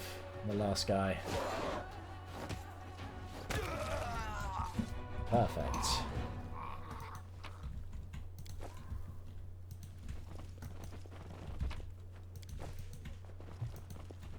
Right. Into the temple we go. Temple of the Good Hunt. Zandra. Zandra looks at you in alarm and irritation, but she quickly regains her composure. Her tone is threatening. So, you found my little refuge then, Commander. I can't say I'm happy to see you here. We're in a bit of a hurry, and you, no doubt, plan to wreak the same mayhem you did in the Ivory Sanctum. Why don't you come back another time? And what did you do to my little Kado? The little milksop forgot my promise, and now he thinks he's a valiant crusader? It's the funniest thing I've ever seen. What are you doing here? The woman smiles deviously. This is the temple of the Horned God. You can appreciate the irony. Grubby peasants were worshipping a god with a stag's head above, while down in the crypt I was performing masses for Baphomet, the father of minotaurs. You idiot crusaders never even considered that the enemy could be hiding in your own holy places. I mean, we already knew you were here, we just didn't go down because we didn't want to kill Kado. How long? Ulbrich's face is a grimace of anger and pain. How long have you been hiding under our houses and shrines, tainting our land, poisoning people with your lies? Long enough, my dear servant of dead gods who comes from a dead people. We've been here for a very long time. We came long before your homeland was reduced to ashes. This place was my secret lair, the place where I enlightened those who were seeking. But now that you have destroyed our stronghold in the Ivory Sanctum, it is time for the servants of Baphomet to go west, to a less dangerous location. Well, we know why he didn't do that, because he was under threat. We'll do the chaotic one. A demon worshipper hiding in a temple? Very clever. The woman's voice becomes gentle and mockingly tender. You liked that? I am clever. Why don't we lay down our weapons and I can teach you a few other clever tricks? Actually, no. My master will be angry if he finds out. I will have to kill you. That is, unless you are clever enough to get out of here. Why didn't the temple cleric tell anyone about you? That cowardly little pup. I came here and ordered him to obey me, and he didn't even put up a fight. I placed a curse on him, one my master taught me. If that little wimp allowed anyone but a true servant of Baphomet into the crypt, he would be doomed to an excruciating death. Oh, it was fun watching the torment of the pitiful little coward. You talk like a demon, but you are not one. Don't you realise that in the eyes of your masters you are a piece of mortal scum, just like the people you torment? Daeron's whisper becomes insinuating and chillingly compelling. That won't make her understand. Show her what a real demon looks like. Let her see your true self. Let her tremble, plead, and finally realise what she is for you and your kind. Red sparks slowly start to burn in the succubus's eyes, but then she flinches and looks at the Count with the same horror as she might a venomous snake's. Your idea of fun is cruel. Why are you making sport of me?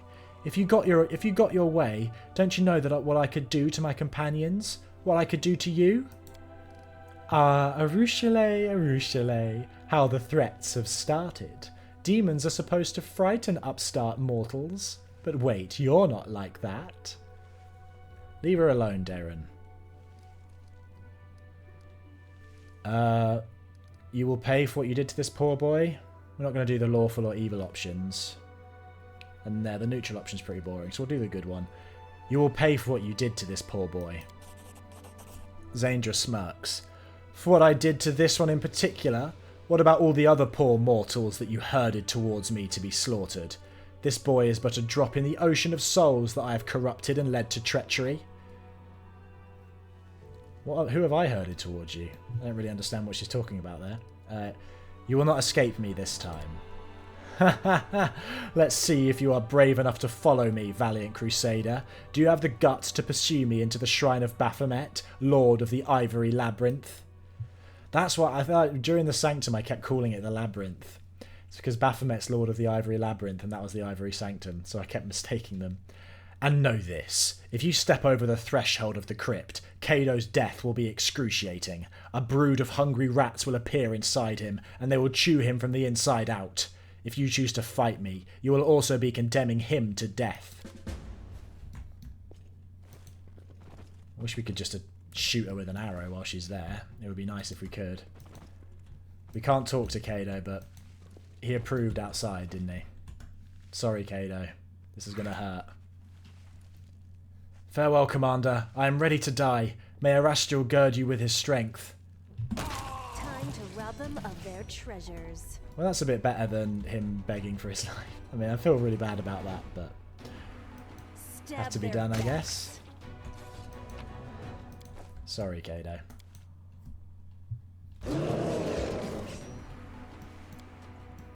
Your plan didn't really work, Zandra. Yeah, it is sort of annoying that we just let her run away and we didn't tell Arushale to shoot her immediately. Oh, you moved a lot. That's annoying. Okay, do sense vitals. Ivu, come over here. Attack this guy. This big demon. Woljif, you come over here and attack this big demon. We still have haste, which is nice. And prayer. Ness, you come and attack Xandra.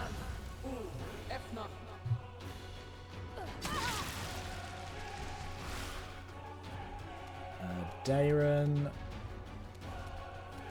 you come and give Ibu some flanking bonus.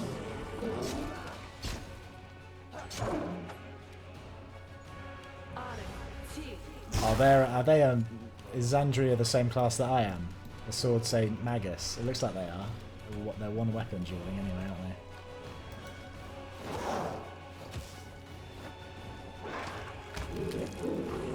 One's dead. Another's dead. Oh, just for the fun of it, Ember, try a one-hit kill. Oh, it didn't quite work. Okay, do Hellfire Rays then as well. And now just shoot her dead. Guide my hand. Your plan was not very well thought through, Xandra. Unfinished letter. The letter was written in haste and left unfinished. Glory to Lord Baphomet. Lady Hepzimira, you should know that the Ivory Sanctum has been raided. The Crusader forces are no doubt continuing their offensive. In light of their victory, it has become dangerous to maintain an underground sect in this region. I trust that Lord Baphomet would value a living Xandra more highly than a dead one. I would not count on it.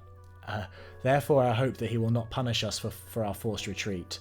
The commander of the Crusaders is too dangerous for us to sit here under her nose. I have summoned all loyal members of the sect. When all is ready, we will set out west via secret routes. I am relying on you to... And then I guess we showed up. The bloody remains of a person lie out in plain view. There are marks on the bones left by gnawing teeth, some of them human. Precisely. Let's check out the altar. Glory be to Baphomet, Lord of the Ivory Labyrinth, unbridled consort of Lamashtu, father of the Horned Brood. Connive, maul, rut, and build labyrinths of lies in his honour. This is the will of his chosen priestess, Xandra. A diary found in the crypt. How long is this? Oh, too long. I found what was left of the cook from the concert. Her milk? What's going on? Oh, she's had a baby. Okay. Oh, I guess this is someone that was lured down and killed. Oh, but she's a demon. She's a demon cultist as well.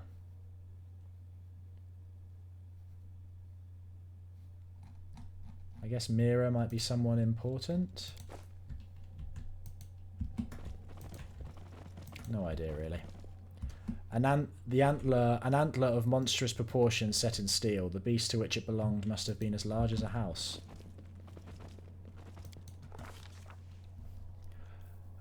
Burial rites fulfill several functions. They mitigate the psychological strain of parting with the deceased. They neutralise a source of disease-causing miasmas, and they suppress the spread of cannibalistic and necrophiliac acts in society at large. There are many ways of disposing of a corpse: burning, dissolution in harsh chemicals, ingestion by all members of the community. But by far the most popular method is burial. A grave protects the corpse against carrion eaters, serves as a place of remembrance, proclaims the merits of the deceased, and of especial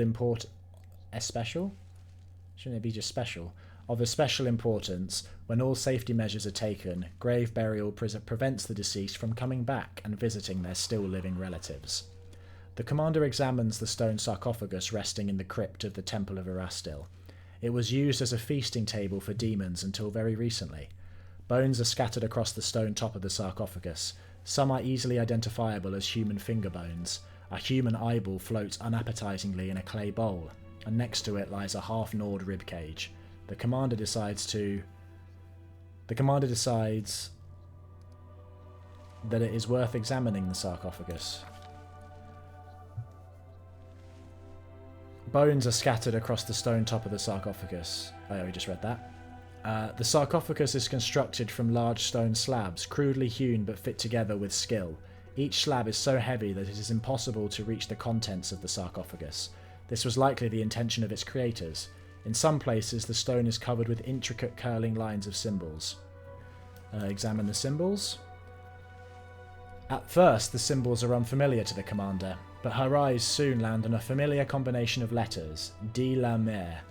This is the name the cleric Kaido mentioned in his conversation with the commander. This sarcophagus undoubtedly contains the body of a priestess of Erastil, Delamere the Blessed. It is unlikely that the young cleric could have read this inscription, written as it is in such an ancient tongue. However, the information Kaido provided is enough to help the commander unravel the mystery. So I guess it's good that we talked to him first. I wonder if you'd still get this if you didn't talk to him first. On the lid of the sarcophagus, the symbol forms a circle.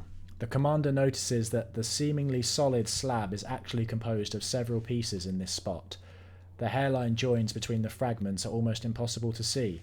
In Sarkoris, there exists a funeral tradition in which the priests would place magic seals such as this on tombs. The symbols on the seal are threatening. I guard the eternal sleep of Delamere. Curse be any who dare destroy me. The commander... I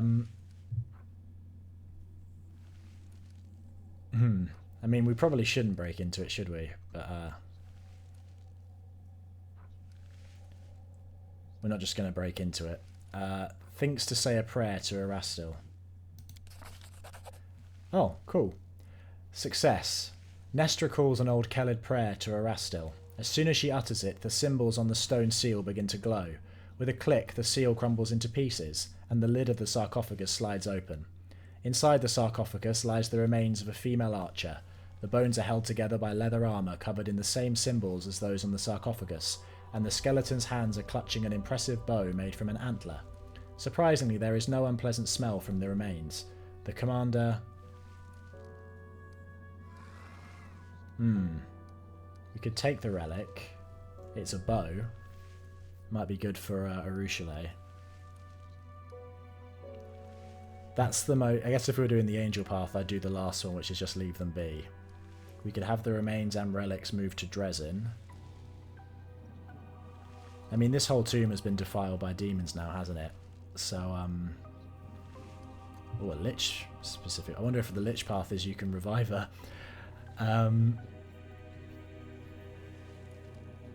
Let's take the relics.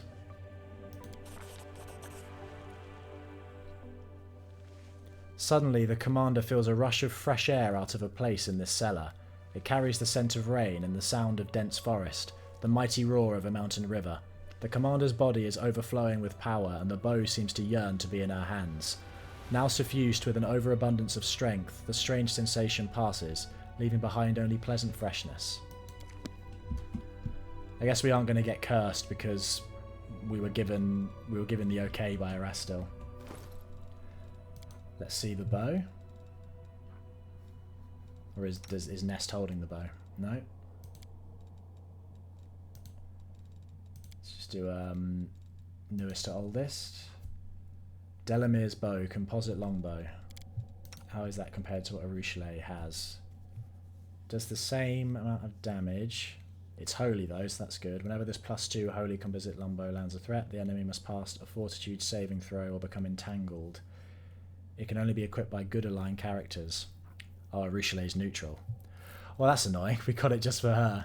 I wonder if she becomes good at some point. She's like on the path to goodness, isn't she? What about the armor? This +3 leather armor allows its wearer to cast spells from the plant domain as if they were 2 caster levels higher. Well, that's not that useful for us. Oh, we were going to put on the Haramaki +1 though, weren't we?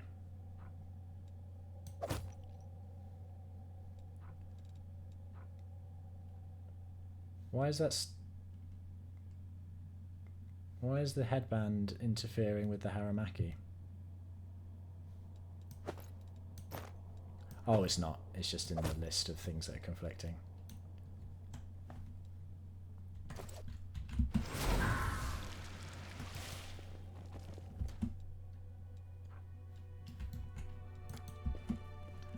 A profane depiction of a bull's head drawn in blood. Always watch your back. Okay. I think that's everything down here. I wonder what having the remains moved to Drezen would do.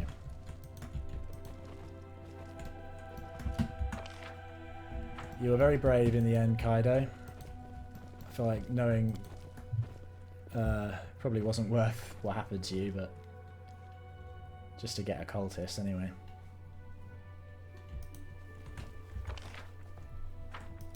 Okay, let's get out of here.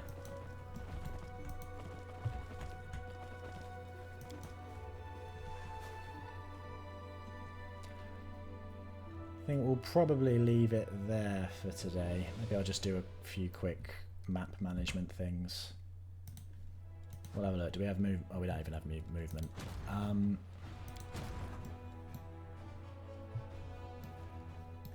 Yeah, our next goal is to go over to Blackwater.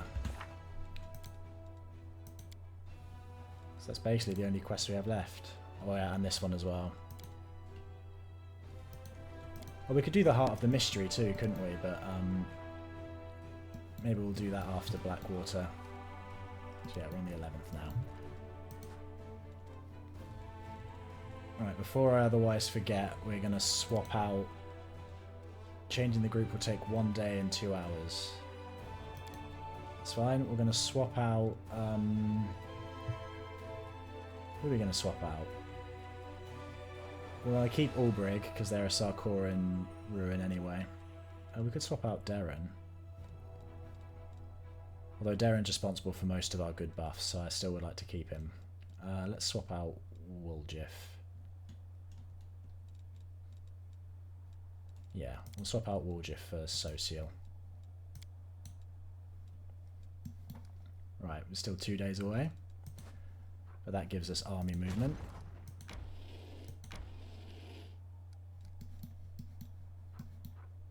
Go to the camp on the ferry.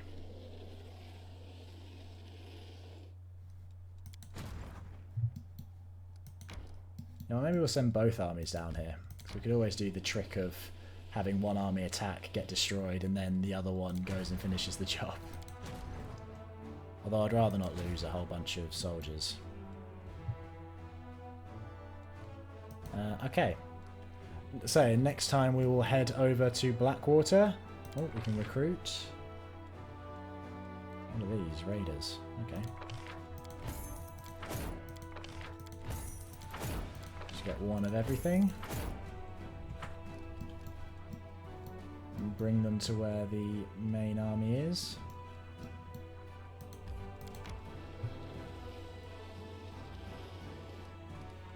Should have checked that first, shouldn't they? Any last minute Crusader things to check?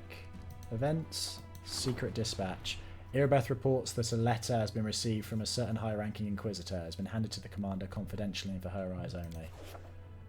Right, we'll need to do that before, because yeah, we need to do that before we get locked out of doing anything in Drezen, don't we? Senior comrades. Oh, we can't. What's raising heroes? It's going to take 10 days. Senior comrades takes 5 days.